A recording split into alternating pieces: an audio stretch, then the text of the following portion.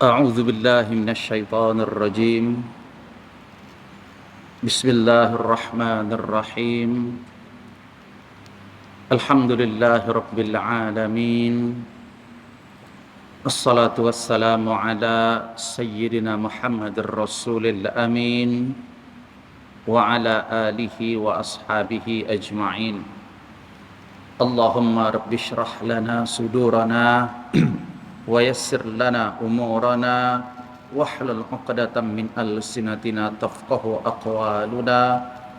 اللهم إنا نعوذ بك من علم لا ينفع ومن قلب لا يخشع ومن نفس لا تشبع ومن دعوة لا يستجاب لها. قال الله تعالى في القرآن العظيم: أعوذ بالله من الشيطان الرجيم. يا أيها الذين آمنوا اتقوا الله حق تقاته ولا تموتن إلا وأنتم مسلمون. صدق الله العظيم.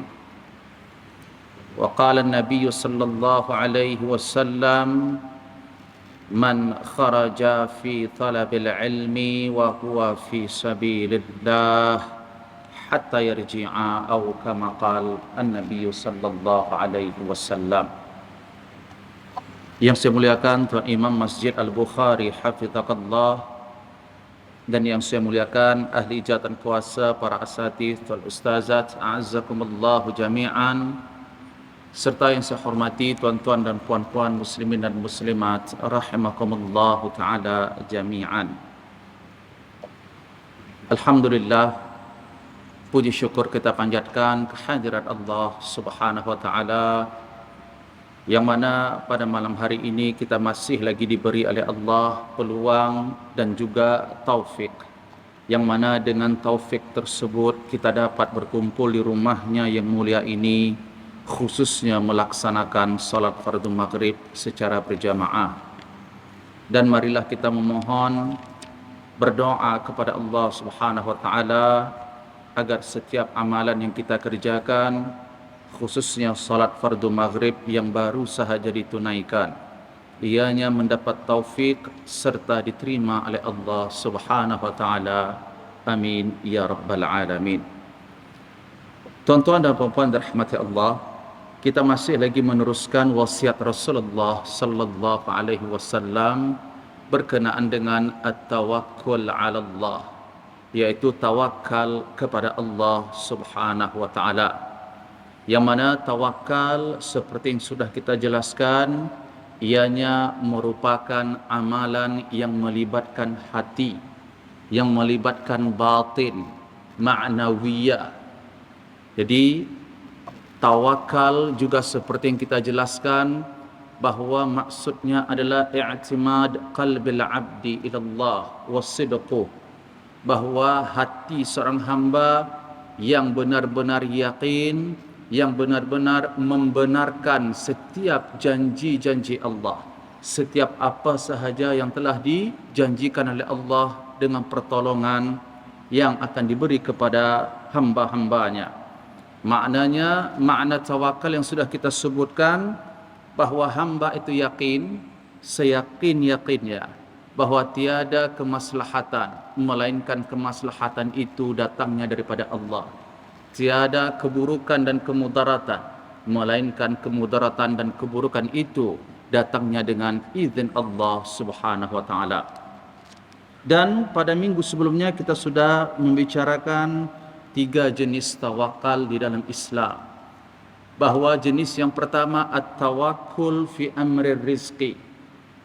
Penting dan wajibnya kita tawakal kepada Allah dalam urusan rezeki. Kemudian yang kedua at-tawakkul fi amrid din. Jenis tawakal yang kedua yang sudah kita jelaskan adalah tawakal kepada Allah dalam urusan agama. Kemudian jenis yang ketiga at-tawakkul 'ala Allah fil umur ad-dunyawiyah, yaitu tawakal kepada Allah Subhanahu wa taala di dalam setiap urusan-urusan duniawi. Dan malam hari ini kita akan teruskan kepada thimar at-tawakkul 'ala Allah. Apakah hasil, apakah faedah apakah benefit ataupun natijah yang akan didapat oleh seorang hamba apabila ia memiliki sifat tawakal kepada Allah Subhanahu wa taala.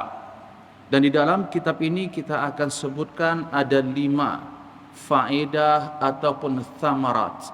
Ada 5 natijah yang akan dihasilkan, yang akan diperolehi oleh hamba ketika mana ia tawakal kepada Allah Subhanahu wa taala.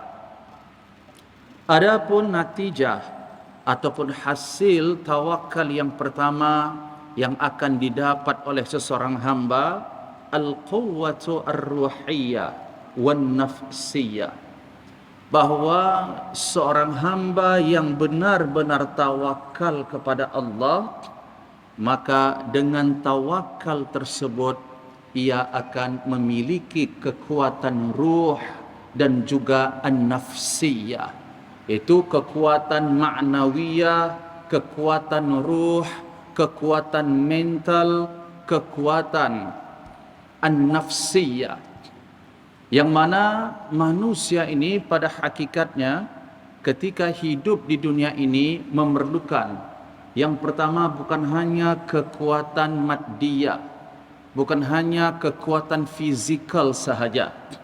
Contohnya tuan-tuan yang dirahmati Allah, ketika anda sampai ke rumah Allah pada malam hari ini bukan karena kekuatan fizikal anda sahaja, bukan karena kekuatan, maksudnya kemampuan daripada segi anda sehat sahaja, anda boleh berjalan sahaja, atau anda boleh drive kenderaan anda sahaja. Tapi sebelum anda melangkah dengan kekuatan fizikal tadi, tentunya ada kekuatan yang paling power sekali, yaitu kekuatan ruh, kekuatan batin. Kekuatan ruhiyah inilah yang menghasilkan tawakal kepada Allah, terutamanya kekuatan ikhlas kepada Allah Subhanahu wa taala. Yang mana anda hadir pada malam hari ini dengan izin Allah, tentunya tujuan utamanya adalah karena taat, melaksanakan perintah Allah, bukan karena takut kepada siapapun, bukan karena terpaksa, tapi ini merupakan tuntutan agama. Ini kekuatan roh yang ada di dalam jiwa seseorang yang tawakal kepada Allah Subhanahu wa taala. Sama juga seperti satu di antara 7 golongan yang mendapat naungan daripada Allah Subhanahu wa taala, yaitu rajulun tasaddaqa fa akhfa hatta la ta'lam shimaluhu ma anfaqat yaminu, atau kama qala. Jadi seseorang yang bersedekah dengan sembunyi-sembunyi, sehingga tangan kiri dia tidak mengetahui apa yang diberi oleh tangan kanannya. Maknanya keikhlasan seseorang yang mampu melakukan ibadah tersebut menyembunyikan sedekahnya. Maksud menyembunyikan di sini bahawa ia memberikan sebahagian atau membelanjakan sebahagian hartanya di jalan Allah, benar-benar ia persembahkan hanya kepada Allah, bukan karena nak pujian, bukan karena nak dilihat oleh orang lain, bukan karena ujub. Dan apakah kita berfikir bahawa perkara itu boleh sahaja dilakukan oleh seseorang kalau tidak memiliki kekuatan ruh? Tentu keikhlasan seseorang tadi yang mampu melaksanakan ketaatan kepada Allah, apakah itu sedekah ataupun melakukan ibadah-ibadah yang lainnya, ikhlas betul-betul kerana Allah, ini adalah salah satu daripada sokongan kekuatan ruhiyah, kekuatan batin, kekuatan ruh yang diberi oleh Allah Subhanahu wa taala. Sebab tu Nabi mengatakan al-mujahid man jahada nafsahu fi ta'atillah. Orang yang berjihad di jalan Allah adalah mereka yang pertama sekali mampu mengalahkan dan menundukkan nafsu al-ammaratu bisu', Jadi dia perlu dulu jihad melalui kekuatan roh. Karena apabila fizikal dia sudah bersedia, tetapi roh belum lagi bersedia, maka fizikal ini boleh menyebabkan ianya lemah dan tidak mampu melakukan apapun, apatah lagi jihad di jalan Allah Subhanahu wa taala. Dan jihad yang sudah kita sebutkan, ia bukan hanya jihad melibatkan orang-orang kafir atau musuh-musuh agama Allah sahaja, tetapi sebelum sampai kepada fasa jihad al-kuffar wal munafiqin, mengalahkan dan memerangi orang-orang kafir yang memerangi umat Islam, yang pertama sekali adalah wajib seorang Islam dan beriman itu jihad an-nafsu terlebih dahulu. Jihad an-nafsu di sini maksudnya salah satunya adalah pastikan kekuatan ruhnya yang tadi ada dan wujud. Salah satu kekuatan ruh untuk jihad terhadap nafsu ni tadi adalah al-ikhlas serta tawakal kepada Allah Subhanahu wa taala. Karena kalau seseorang hamba gagal untuk mengalahkan dan menundukkan nafsu al-ammaratu bis-su'nya, maka sudah tentu ia akan gagal juga mengalahkan syaitan dan juga musuh-musuh agama Allah, terutamanya orang-orang kafir yang memerangi umat Islam. Jadi penting sekali umat Islam khususnya memiliki kekuatan ruhiyah. Dalam kitab Ihya Ulumuddin, Al-Imam Al-Ghazali ada memberikan satu kisah tentang seorang abid, seorang hamba, yang mana kisah ini boleh dengan izin Allah memahami kita perbezaan antara kekuatan ruh dan juga kekuatan fizikal. Bahwa kata Al-Imam Al-Ghazali, seorang hamba, maknanya seorang hamba yang rajin beribadah kepada Allah, orang yang soleh, satu ketika dia mendengar ada satu pokok tu disembah oleh orang-orang kampung di satu tempat tu. Maknanya dia mendengar ada satu tempat tu mereka ni mensekutukan Allah dengan menyembah pohon. Kemudian dia pun berazam untuk memotong pohon tadi supaya jangan berlaku perbuatan-perbuatan yang menyimpang dan juga yang sesat. Maka dia bawalah kapak daripada rumah dia nak potong pohon yang besar yang disembah oleh penduduk kampung itu tadi. Apabila dia nak memotong pohon tadi, maka pada saat itu muncullah iblis. Kemudian iblis tadi menahan hamba tersebut untuk tidak memotong pohon tadi, sampai ketika itu berlakulah pergulatan, maksudnya pergaduhan antara iblis dengan hamba yang soleh ni tadi. Dan dengan izin Allah mudah sekali bagi hamba soleh ini tadi melemahkan dan mengalahkan iblis. Tak mampu iblis nak menghalangi lelaki ini tadi. Kemudian apabila lelaki tadi nak meneruskan untuk memotong pohon tersebut, iblis pun mencari hilah, tipu daya yang lain. Apa cara yang lain ni yang boleh saya lakukan? Karena kekuatan fizikal tak boleh. Maka iblis pun menawarkan kepada lelaki tadi, wahai hamba yang soleh, apa manfaat kamu sebenarnya? Kalau kamu tak potong pun pohon ini, tak ada pun merugikan iman kamu. Dah? Jelas ini merugikan saudara-saudara hamba atau hamba-hamba Allah yang lain ketika mereka menyesatkan diri mereka untuk menyembah selain daripada Allah. Okey, kata iblis, nak tak kutawarkan kepada kamu bahawa ini lebih lagi baik, bahawa saya berjanji kepada kamu, kalau kamu tinggalkan untuk tidak memotong pohon ini, setiap pagi kalau kamu ambil ataupun kamu angkat bantal kamu, pasti kamu akan dapati dinar. Maknanya saya berjanji setiap pagi saya akan berikan kamu dinar. Dinar ini mata uang emas. Bangkit saja kamu daripada tidur, kamu akan dapati di bawah bantal kamu ada emas tu. Dan tentunya duit ini kamu boleh agihkan, kamu boleh belanjakan, kamu boleh infakkan kepada orang-orang yang miskin. Maka lelaki tadi terpedaya mendengar tawaran daripada iblis. Sebab apa? Ya, boleh juga diterima sebab apa? Dia nak bersedekah. Padahal dosa syirik ini jauh sekali lebih berbahaya daripada amalan sedekah yang dia lakukan, tetapi ada perbuatan syirik, karena syirik ini adalah sesuatu yang membatalkan dan memusnahkan semua ibadah. Walau asyraku lahabita anhum ma kanu ya'malun. Maka seorang hamba tadi yang soleh ini tadi, dia menerima tawaran iblis. Tak jadi dia potong pohon yang besar tadi, dia balik ke rumahnya. Pada waktu esoknya betul-betul dia dapati, di bawah bantal dia ada dinar tu.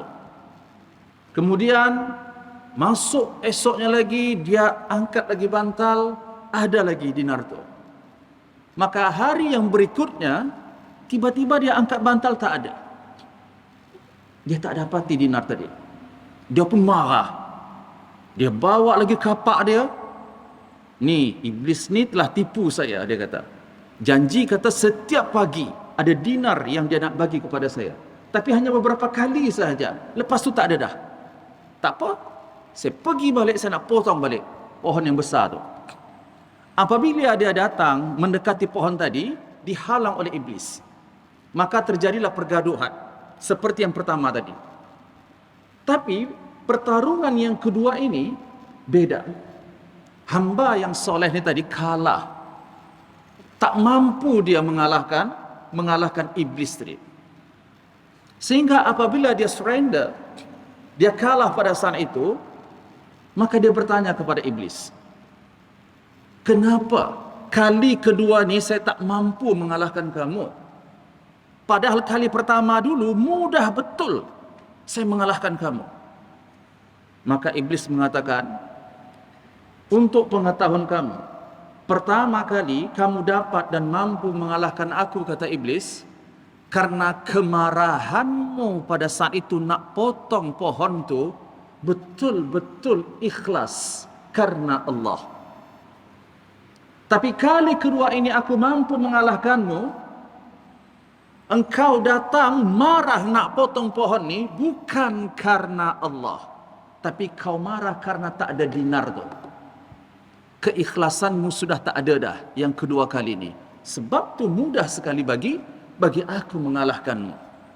Benarlah kata Allah Subhanahu wa taala bahawa hanya orang-orang ikhlas yang tidak dapat diperdaya dan dikuasai oleh iblis dan juga syaitan. Ikhlas dalam hal apapun, termasuk juga jihad fi sabilillah. Ikhlas, tawakal, yakin seyakin-yakinnya. Marah karena Allah, kasih karena Allah, memberi karena Allah, menahan karena Allah.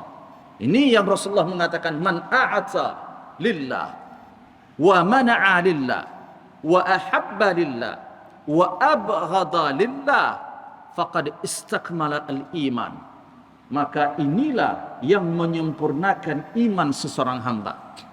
Baru sempurna iman kita, tuan-tuan dan puan-puan dirahmati Allah, apabila segala sesuatu yang kita lakukan itu ikhlas kerana Allah.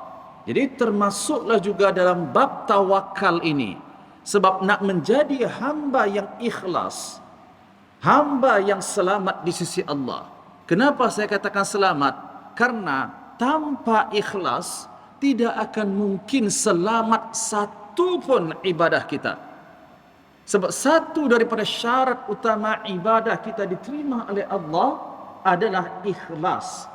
Tanpa ikhlas tidak akan mungkin amal ibadah kita diterima oleh Allah. Dan ikhlas ini tentunya tak datang begitu sahaja. Ianya perlu mujahadah.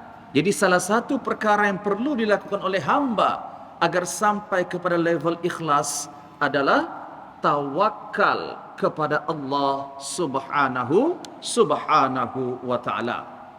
Yang Allah mengatakan dalam surah Al-Mulk ayat yang kedua, alladzi khalaqal mauta wal hayata liyabluwakum ayyukum ahsanu amala. Jadi ayat ini merupakan dalil hujjah yang mengatakan bahawa satu daripada dua perkara ataupun dua syarat amal ibadah manusia ini diterima oleh Allah. Makna ahsanu amala, kata Al-Imam Fudail bin Iyad, adalah amalan yang paling ikhlas dan amalan yang mengikut sunnah Rasulullah sallallahu alaihi wasallam. Ingatlah, di awal ayat tadi Allah mengatakan Allah lah yang menciptakan hidup dan mati. Hidup makhluk Allah, mati merupakan makhluk Allah. Kenapa Allah ciptakan hidup dan mati, tuan-tuan? Tujuan utamanya adalah liyabluwakum, untuk menguji kamu semua. Ketika kita hidup sampailah kita mati, Allah nak tahu, maksud nak tahu di sini, sebelum kita wujud di alam semesta ini semua sudah ada dalam ilmu Allah. Maksudnya Allah nak uji melalui hidup dan mati itu, siapa yang paling ikhlas betul-betul berjihad karena Allah, ikhlas betul-betul karena membela agama Allah, ikhlas betul-betul karena taat kepada Allah. Karena jihad juga, tuan-tuan yang dirahmati Allah, ini penting sekali sebab berkenaan dengan niat. Dan niat ini yang menentukan sama ada seseorang ini betul-betul jihad dunia dan akhirat, atau hanya jihad dunia sahaja tanpa ada jihad ataupun kebaikan akhirat daripada jihad tersebut. Jadi jihad yang dunia akhirat ini, man jahada litakuna kalimatullahi hiya al-ulya, orang yang berjihad hanya semata-mata karena untuk meninggikan kalimah Allah. Inilah orang yang benar-benar jihad dunia dan akhirat di sisi Allah Subhanahu wa taala. Jadi ada orang yang di luar ataupun secara zahir kita mendapati seolah-olah ia mati syahid, ia orang yang berjihad, tetapi niat dia, azam dia ketika berjihad tadi, yang pertama karena nak membela suku dan bangsa dia, yang kedua karena nak mendapatkan harta rampasan, atau yang ketiga karena nak disebut sebagai pahlawan ataupun orang yang pemberani. Ini yang ditanya oleh seorang lelaki kepada Rasulullah SAW tentang orang yang berjihad di jalan Allah, tapi tujuan dia untuk membela tanah air dia, untuk membela kaum dan suku dia. Dan yang satu lagi ya Rasulullah, seseorang yang berjihad karena dia nak disebut sebagai orang yang pemberani, lidzikir, sebagai pahlawan. Yang satunya lagi ya Rasulullah, seseorang yang yuqatil lil ghanimah, untuk mendapatkan harta rampasan daripada orang-orang kafir ya Rasulullah. Maka Rasulullah mengatakan, alladzi yuqatil litakuna kalimatullahi al-ulya fahuwa fi sabilillah. Mereka yang berjihad hanya untuk meninggikan kalimah Allah. Jadi saya cuma nak share di sini kepada kita semua. Mungkin ya salah satu daripada keluarga anda ada yang kita katakan sebagai position ataupun pekerjaannya sebagai askar, sebagai polis, sebagai alat negara untuk membela negara. Maka pastikan kita bagi tahu kepada mereka, memang mulia untuk kita menjaga negara. Tetapi untuk menjaga negara sahaja ini belum menjadikan perkara itu ibadah, tuan-tuan. Karena ibadah ini hanya karena Allah dulu. Pastikan perkara yang kita lakukan itu betul-betul karena Allah. Karena Allah maksudnya apa? Yang saya buat ni adalah ibadah di dalam Islam. Yang saya buat ni karena ini perintah Allah. Yang saya buat ni karena tunduk dan taat terhadap perintah Rasulullah sallallahu alaihi wasallam. barulah ianya menjadi ibadah.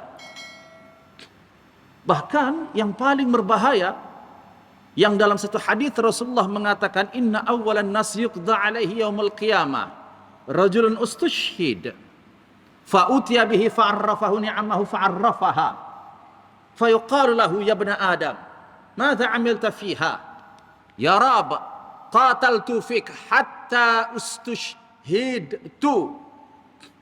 Niat penting tuan-tuan, keikhlasan karena Allah ini penting. Terutamanya kita bicara tentang apa yang berlaku kepada umat Islam yang sampai saat ini, khususnya saudara-saudara kita yang ada di Palestin, dan juga kita semua yang ada di sini turut mendoakan dan memohon kepada Allah agar supaya mendapat pertolongan dan kemenangan bagi umat Islam. Jadi kata Rasulullah, nanti pada hari kiamat ada satu di antara 3 golongan yang mula-mula akan dihisab oleh Allah. Inna awwalan nas yuqda alaihi yaumal qiyamah.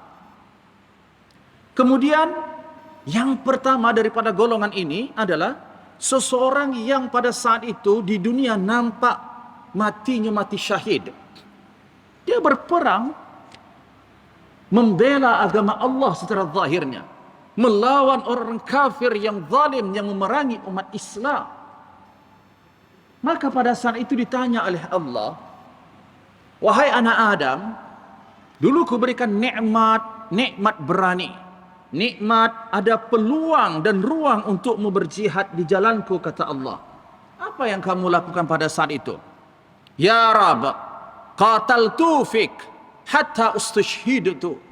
Ya Allah, saya bersaksi di hadapanmu, kata hamba tadi pada hari kiamat, bahwa ketika saya hidup di dunia dulu, ya Allah, saya berperang di jalanmu, dan sehinggalah saya mati syahid, ya Allah. Tuan-tuan tahu apa yang dijawab oleh Allah? Kadzabta, engkau penipu dan pendusta. Ini penting, tuan-tuan tolong fahami tajuk ni. Tidak setiap benda yang kita rasa baik itu ibadah di sisi Allah.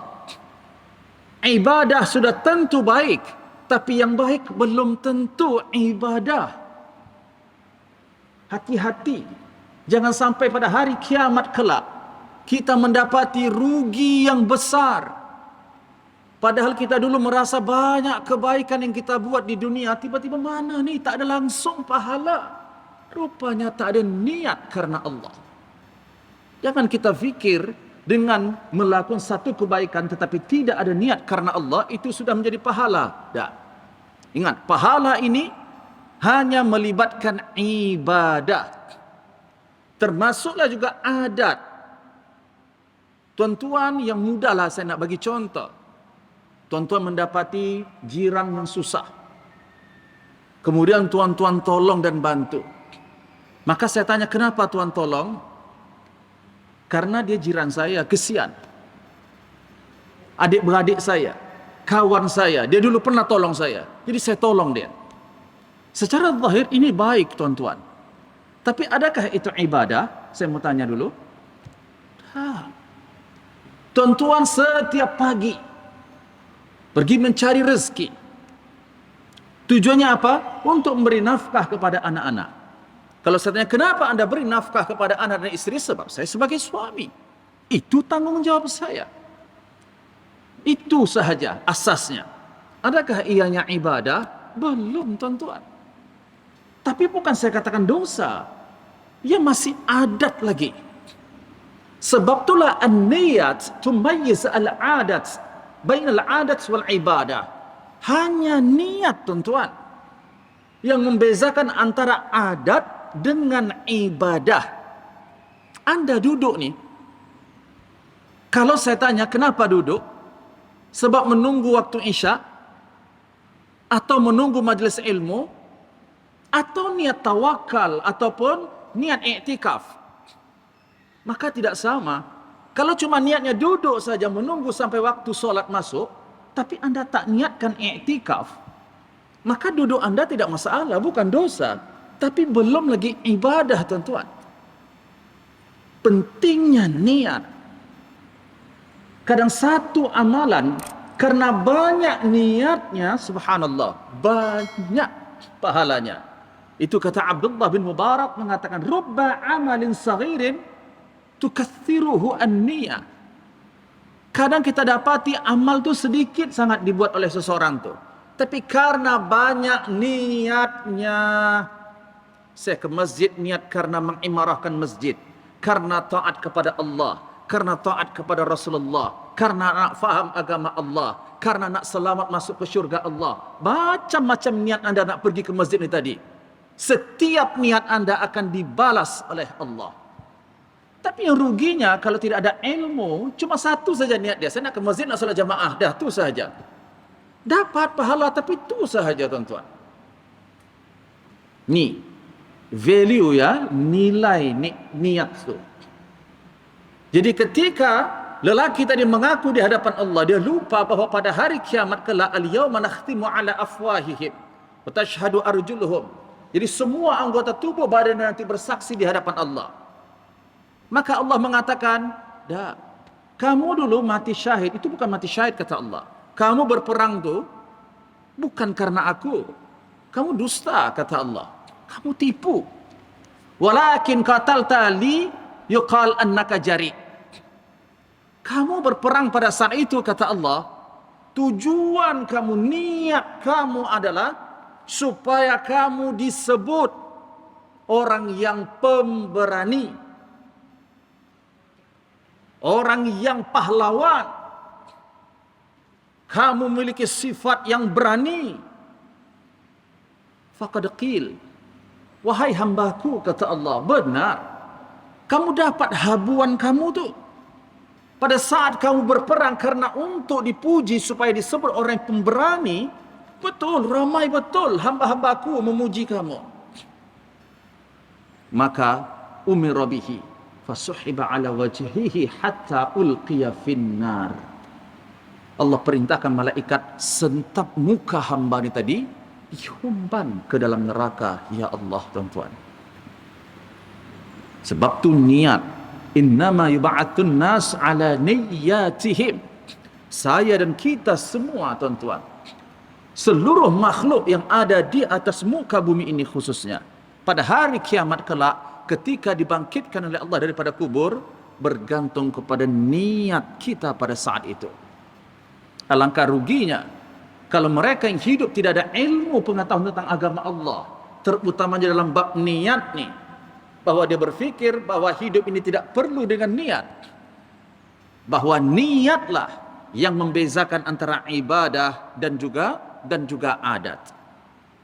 Jadi tuan-tuan yang dirahmati Allah sekalian, tawakal kepada Allah, natijah yang pertama yang akan diberi oleh Allah kepada hamba tersebut adalah kekuatan ruhiyah, kekuatan batini, kekuatan an-nafsiyah, psikologi. Ini yang akan diberi oleh Allah Subhanahu wa taala bagi mereka yang tawakal kepada Allah. Yang kedua, kelebihan dan juga fadilat bagi orang yang tawakal kepada Allah, mereka akan merasakan sakinatun nafs wa tuma'ninatul qalbi. Mereka akan merasakan ketenangan hati dan jiwa, perasaan. Maknanya fikiran kita nak tenang, pastikan hati kita dulu tenang. Karena dari hatilah nafsu, fikiran, jiwa. Jadi perkara yang kedua yang akan diberi oleh Allah bagi orang yang tawakal kepadanya, Allah akan anugerahkan ketenangan hati, ketenangan jiwa. Tiada sedikit pun dia merasa takut terhadap selain daripada Allah Subhanahu wa taala. Ini dapat kita perhatikan daripada contoh yang disebut oleh Allah Subhanahu wa taala dalam surah Asy-Syu'ara ayat 61 dan juga ayat 62. Yang mana ketika Musa bersama dengan pengikutnya ramai-ramai pada saat nak melarikan diri dan berhadapan dengan tentera Fir'aun, inna lamudrakun, Rujuk nanti dalam Al-Quran surah Asy-Syu'ara ayat 61. Wahai Musa, habislah kita dah. Depa dapat dah kita ni di hadapan dia. Tak boleh nak lari ke mana dah. Tak dapat selamat dah. Maka apa kata Nabi Musa? Qala kalla. Kata Musa, tidak sekali-kali kita akan kalah. Inna ma'i rabbi sayahdini. Sesungguhnya bersamaku ada Allah yang akan menuntun, yang akan berikan petunjuk dan pertolongan kepadaku, kata Musa. Ini keyakinan, tawakal Nabi Musa kepada Allah Subhanahu wa taala. Juga dalam contoh yang lain, bagaimana tawakal ni tadi dapat menyebabkan hati seorang tadi tenang tanpa ada rasa takut, bimbang sedikit pun. Sebab itu mudah-mudahan secara zahirnya kita melihat saudara-saudara kita yang berjihad pada saat ini, subhanallah, Allah mansur al-mujahidin, khusus di Palestin, tanpa ada sedikit rasa takut di hati mereka. Sebab apa? Sebab kekuatan ruh yang Allah beri di dalam jiwa mereka. Orang yang tidak memiliki kekuatan ruh akan melihat sesuatu yang sangat menakutkan, membimbangkan, memikirkan bom, senjata dan lain sebagainya yang akan merusak dan menghancurkan tubuh badannya. Tapi orang yang diberikan kekuatan ruh oleh Allah, orang yang tawakal kepada Allah, sama sekali tidak ada rasa takut di hatinya. Sama sekali tidak ada kebimbangan. Contoh yang telah diajarkan oleh Rasulullah pada saat Rasulullah hijrah bersama Nabi Musa, bersama dengan Abu Bakar As-Siddiq radhiyallahu anhu. Ini bermulanya hijrahnya Rasulullah nak pergi menuju ke kota Madinah. Dan hijrah ini juga perjalanan yang dilakukan oleh Rasulullah nak mengajarkan kepada umat Rasulullah ini pentingnya ikhtiar, pentingnya berusaha, juga perlu menghadapi risiko.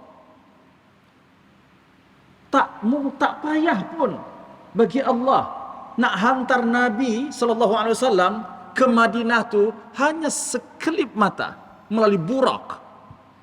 Bayangkan Isra dan Mi'raj, perjalanan daripada Masjidil Haram ke Masjidil Aqsa, pergi sebulan balik sebulan.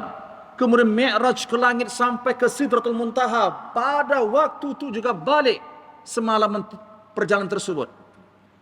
Dengan mudah Allah hantar Nabi. Tapi beza ketika hijrah ni. Ini bahawa di dalam agama perlu juga ada usaha, perlu merasakan kesakitan dan ada juga penderitaan. Perlu mujahadah seperti yang dilakukan oleh Rasulullah. Bagaimana anak Abu Bakar, Aisyah dan Asma binti Abu Bakar yang bersusah payah mengantarkan makanan, yang Rasulullah pergi keluar daripada rumah sehingga Ali yang menjadi tebusan, menggantikan tempat tidur Rasulullah di atas tempat tidur Rasulullah. Ketika Rasulullah keluar sudah dikepung rumah Rasulullah, maka Rasulullah membaca firman Allah, wa ja'alna min baini aydihim sadda wa min khalfihim saddan fakhshaynahum fahum la yubsirun. Seorang pun tak ada yang terjaga pada saat terlena semua. Nabi keluar daripada rumahnya. Tapi sudahkah selesai di situ? Tak. Orang-orang kafir musyrik tak puas hati, dia cari Nabi. Sehingga sampailah mereka di dalam satu gua, Nabi dan juga Abu Bakar As-Siddiq. Dan ini selalu anda dengar, ini nak mengajarkan tawakal dan keyakinan yang penuh kepada Allah. Tanpa tawakal, tanpa keyakinan kepada Allah, mustahil dapat kemenangan dan pertolongan daripada Allah. Karena apabila kita tawakal kepada Allah lidahnya, tapi keyakinan kita kepada makhluk, ini bukan tawakal. Saya ulang sekali lagi, tawakal amal kalbi. Ini amalan hati, keyakinan. Saya tawakal kepada Allah, tapi dalam hati saya, sendaran saya, dokter dan ubatlah yang menyembuhkan saya. Ini bukan tawakal. Anda makan ubat itu satu daripada sebab. Dokter iya sebab, tuan-tuan. Tapi tawakalnya berserahnya kepada siapa? Kepada Allah. Pada saat Nabi dan Abu Bakar berada dalam gua tersebut, Bagaimana orang kafir musyrik hampir melihat dan mendapati Nabi dan Abu Bakar. Ketika itu Abu Bakar panik dan takut. Bukan takut mati, takut kalau mereka nampak akan berlaku yang tidak baik kepada Rasulullah. Ya Rasulullah, lau nadharu ila qadamaihim, mereka ada di atas kita ya Rasulullah.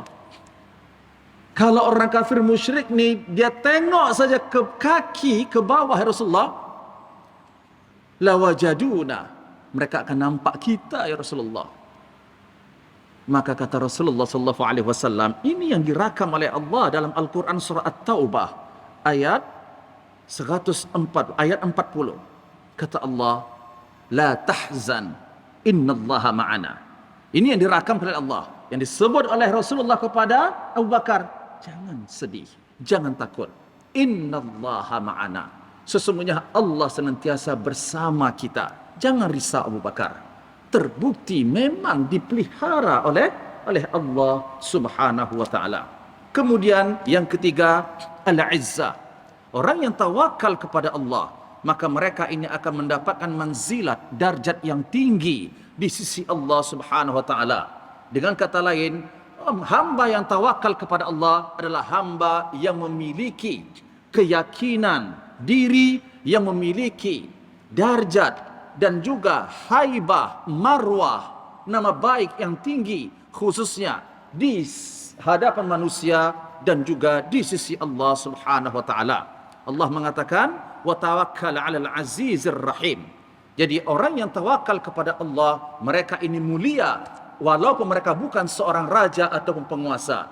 Orang yang tawakal kepada Allah, mereka adalah orang yang kaya meskipun mereka tidak memiliki harta. Orang yang tawakal kepada Allah adalah orang yang kuat meskipun ianya bukan secara fizikal nampak gagah. Inilah kelebihan yang ketiga yang akan didapat bagi mereka yang tawakal kepada Allah. Yang keempat, kebaikan ataupun natijah yang akan didapat bagi seseorang yang tawakal kepada Allah, thamratur ridha, yaitu keredaan daripada Allah Subhanahu wa taala. Maksudnya, apabila seorang hamba tadi hidup, menjalankan hidup ini tawakal kepada Allah, maka apa sahaja yang ia lakukan ridha terhadap qada dan juga takdir yang telah ditetapkan oleh Allah Subhanahu wa taala.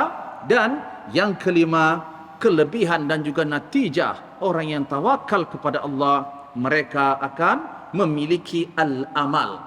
Amal di sini maksudnya adalah keyakinan dan juga mereka memiliki satu cita-cita yang tinggi.